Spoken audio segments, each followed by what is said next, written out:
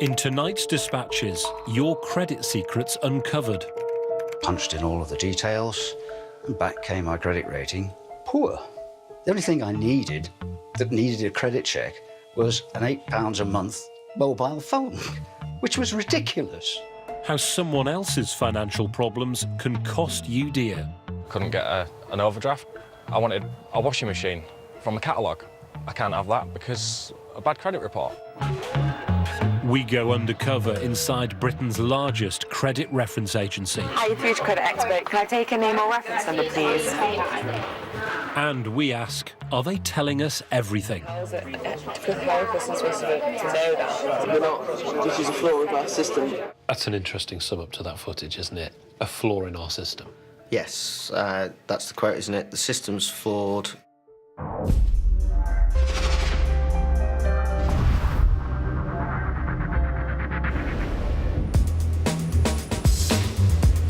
Every time we spend, borrow or pay a bill, we are being watched by a credit reference agency.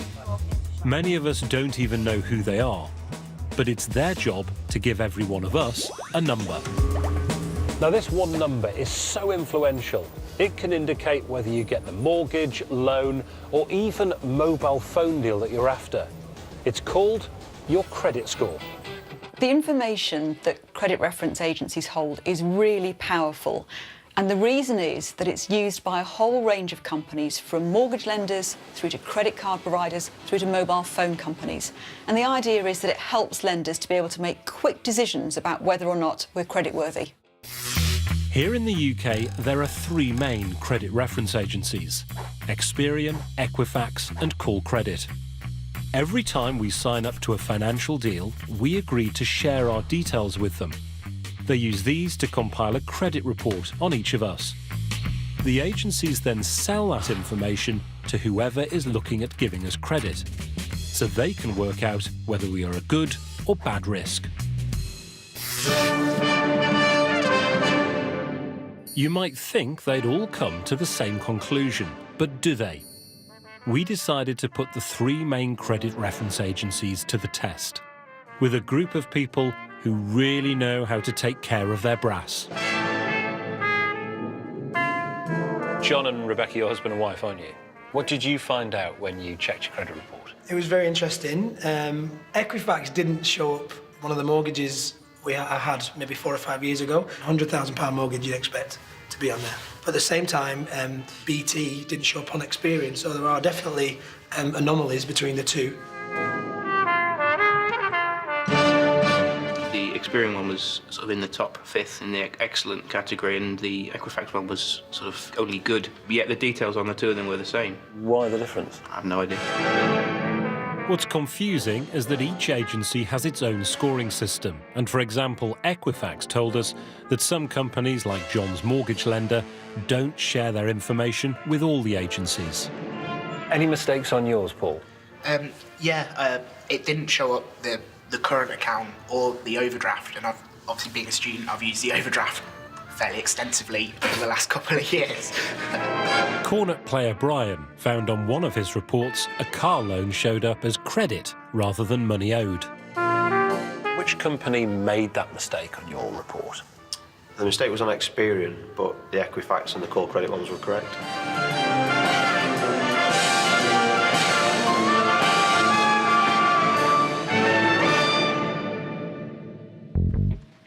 With credit reference agencies serving as the gatekeeper to so many things financial, a mistake on your report could dramatically affect your access to loans and the rates you're charged. So how do you find out about those errors? Well, guess what?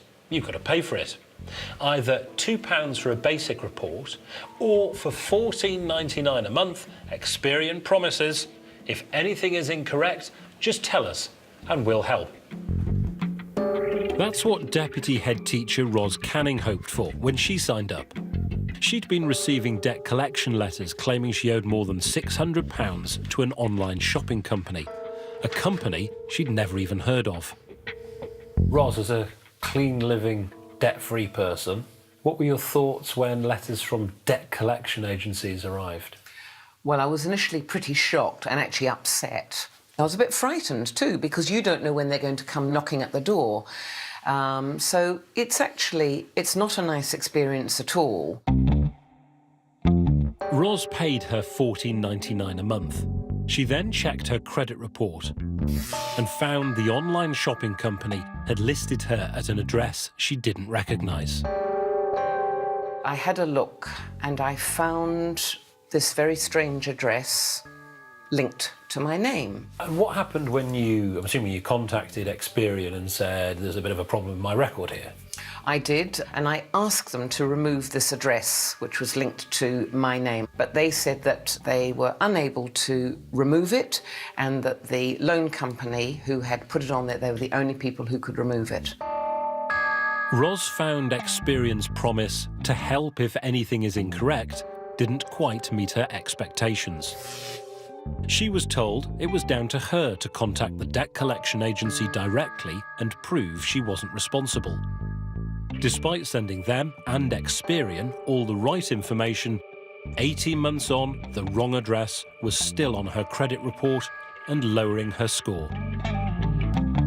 You've paid the money to Experian, you've pointed out the mistake. Doesn't it seem fair that they would remove that error so it's accurate? It certainly doesn't seem fair, and I don't like it, and it bothers me. So what would Experian say? I was really sad, actually, to see this case, because this is an example of where we got it wrong. Due to a human error, we missed it. We've held our hands up and we've given Ms Canning a full apology. How many other human errors have occurred with people like Ros Canning? Well, these cases are always absolutely regrettable. I'm pleased to say we see very few incidences like this, but we take them very seriously, and you can rest assured we've undertaken a full review to do everything we can to make sure this doesn't happen again. Customers have said that mistakes have happened again and again.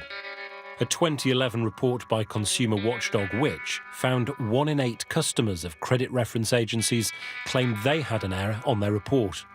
Experian promises it takes the accuracy of its data very seriously. Yet a survey by the industry's regulator, the Information Commissioner, found that more than a quarter of Experian's customers claimed their reports contained inaccurate information. It was time to go undercover. This is Experian's Nottingham base, home to their customer services team. After 6 weeks training, our undercover reporter would become a qualified advisor on Experian's credit expert team. Hi, you're through to Credit Expert. Can I take a name or reference number, please? She'll be working for an international company that holds data on 45 million of us here in the UK. For many of us, credit isn't a luxury, it's a necessity to pay for things that you can't afford in one big lump sum. And if you want it quickly to pick up a bargain, then an accurate and up-to-date credit report is vital. Once a month, each lender sends updated information, like if you've just cleared a debt, to Experian. This can affect our credit report. But there will be times when you just cannot wait a full month to get an up-to-date credit report. What happens then? Well, you may just miss out on something you've really set your heart on. Our undercover reporter discovered that it's possible to get your credit information bang up to date much more quickly. That means any important changes could be made in as little as 48 hours. Experian calls this a rapid update. It promises, we want to make it as easy as possible for you to get your information correct and up to date. But in training, our reporter was told not to tell customers about the Rapid Updates facility available on Systems, Merlin and Portal. List of lenders who can do this can be found on Merlin and Portal. Do you think you need to check that list? Yeah. No. Because you will never ever tell a customer to go and ask for a rapid update. If lenders found out that we were telling customers that they can update their information quicker, it's going to upset them. During training, our reporter was told that each rapid update costs the lenders money. But yeah, you don't mention rapid update. We used to, but it's only in the last few months we've been said, no, don't say that.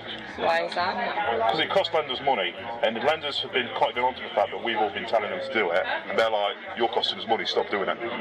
When your trainer told our reporter, and this is the quote, you would never tell a customer to go for a rapid update, what did he mean? Well, the situation is lenders have this manual overnight system for correcting mistakes, and that's incredibly important. Yeah, but why was he saying you would never tell a customer to go for a rapid update? It's going to upset the lender. The majority of the queries we get, that isn't actually relevant to, because they relate to routine updates and not correcting mistakes. But he's not saying about the relevance, he's saying it's going to cost the lender money. Well, that's not correct. And that's why you weren't telling them. There's no charge for lenders to process urgent updates. In the vast majority of cases, it's simply not the appropriate system to use, which is why we don't routinely flag it up to people. But he doesn't say routinely, he says you would never tell a customer to go for a rapid update. So just react to that quote, James. It's actually irrelevant in many cases, simply because in the majority of cases, if people get in touch and actually flag up an error to us, we'll actually take the matter up for them and we'll go to the lender. In training, though, our reporter was told... Well, we wouldn't do it. So, as a general rule, and something I'm going to keep going over this week, what's the first thing we tell a customer to do if there's something wrong? Go speak to the lender. We do not tell them, we suggest it. And why do we suggest it? Because it's quicker, yes? That's what you've got to try and get in your heads. If you can find a reason why we don't need to query something for a customer, your call is going to be quicker. From what you've told us, we've identified a training issue, actually, with the trainer in question there. I understand the individual was actually quite new to that post, and in some cases appears to have gone off script. It's not our policy, for instance, to simply refer people to the lender when a mistake is identified to us. Paul White turned to Experian when he had a problem getting a little help from his bank. Well, basically, I went to the bank and asked for an overdraft because I'd recently had money come out of my bank and there wasn't money in to cover it. And when I applied for it, basically they said that I couldn't have it because I had a bad credit score. What did you do after that? I hunted around on the internet and I found Experian's website. I went on there and I found a CCJ of more than £50,000 on my credit report. Whose was it? I had no idea at first, and then I kind of twigged it actually belonged to a member of my family with the same name. The CCJ, or County Court judgment, related to an unpaid mortgage. The trouble was, there were two Paul Whites living at the address where the CCJ was listed. Experian systems added it to the wrong Paul White's credit report. Paul wanted Experian to clear up the confusion and stop circulating incorrect information about him. So he signed up to their monthly subscription. It's affected me in a lot of different ways, especially because I couldn't get an overdraft. I wanted a washing machine from a catalogue. I can't have that because a bad credit report. And you've also got a partner. Any effect on her? Not as yet, but it's quite possibly will do in the future. She wants a mortgage, and there's no way I'm getting a mortgage with this.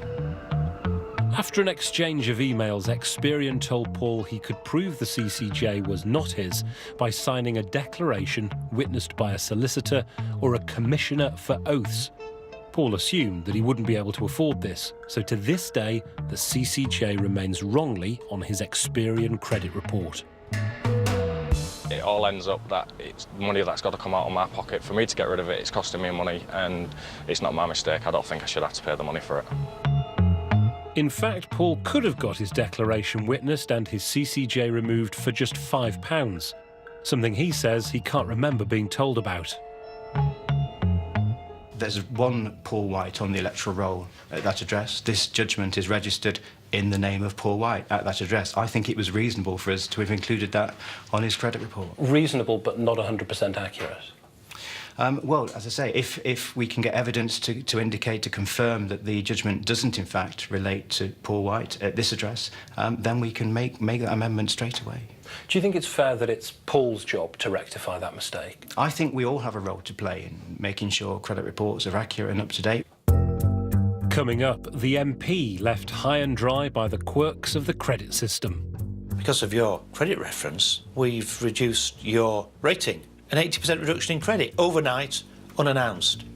And how someone else's debt could end up in your name. Who does it assign it to before all the sun, so it'll show up on both the reports as financial aid? Because how are customers supposed to know that? They're not, which is a flaw of our system.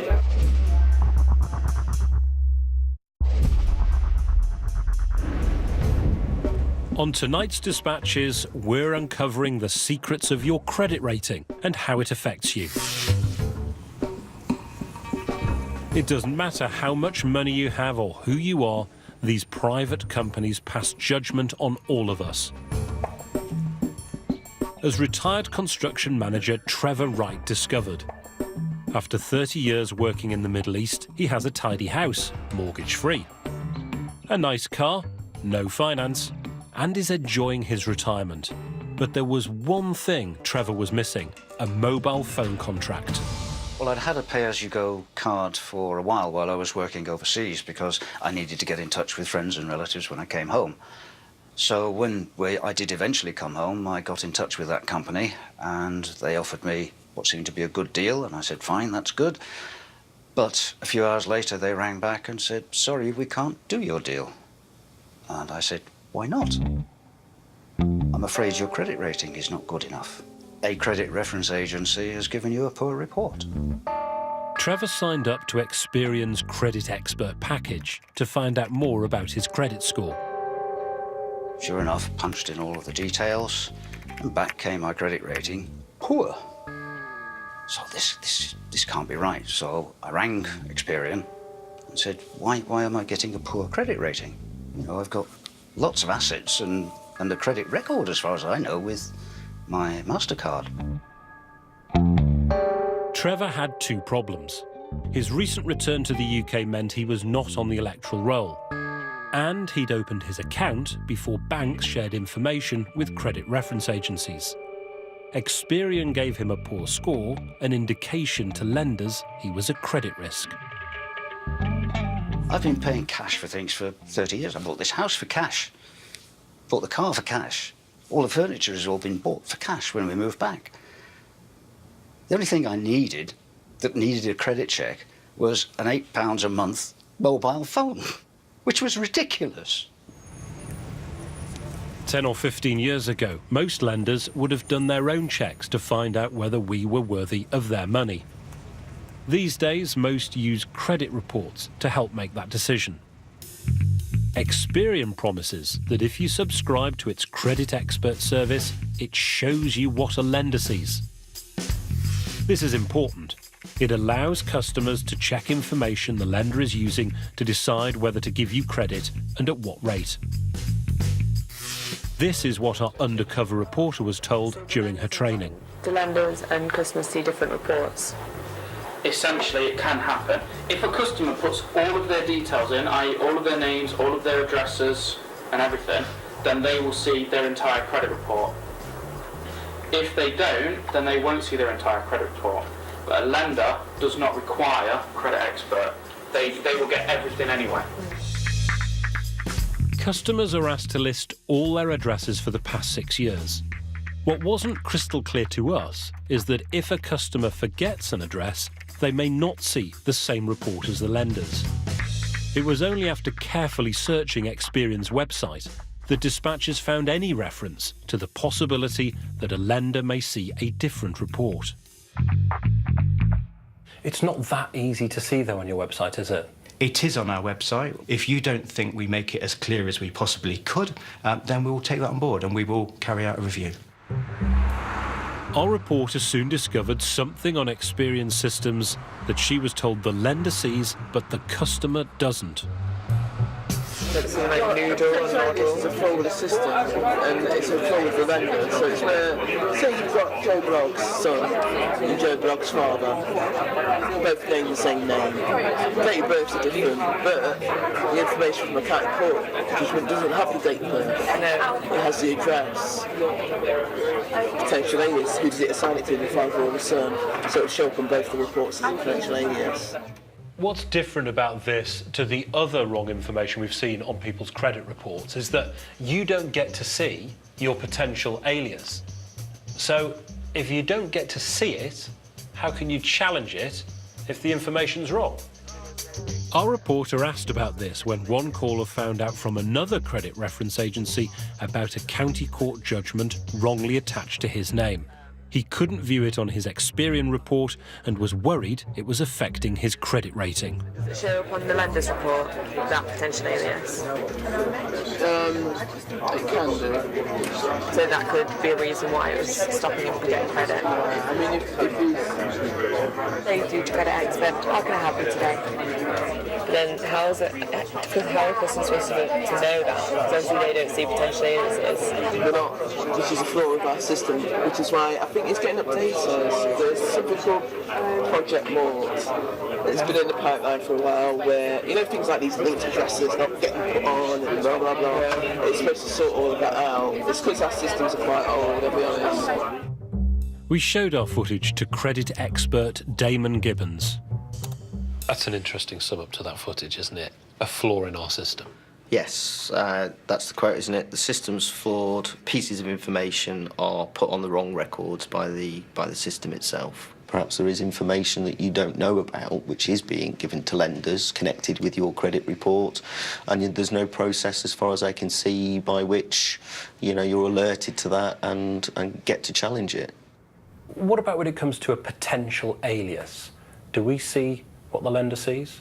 So this is a process that was brought in around 2001, and it's a way of dealing with ambiguous data that could relate to more than one person registered at an address. It's a process that was agreed between lenders, the credit reference agencies and the regulator. But we don't get to see it, is that correct? And the lender does? If the information wasn't confirmed to relate to you, then no, you would not see it because... But would the lender then see that? The data would be made available for the lenders to review, take steps to verify. But didn't you just say we see what the lender sees, and in this case, we don't?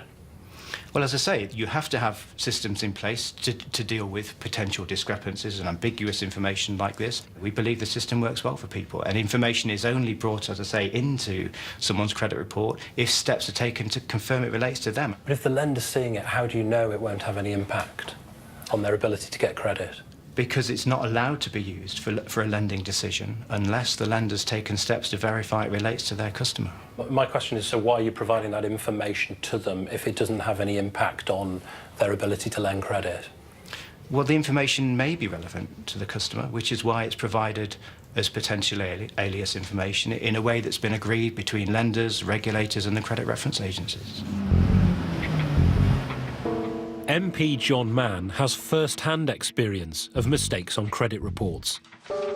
It all started 4 years ago when his own bank mixed up the well-paid man at Westminster with a rather less well-off John Mann in another part of the country.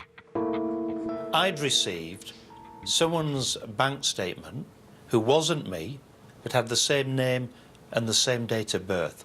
But then I found I couldn't get credit from my credit card. So I knew something was seriously wrong.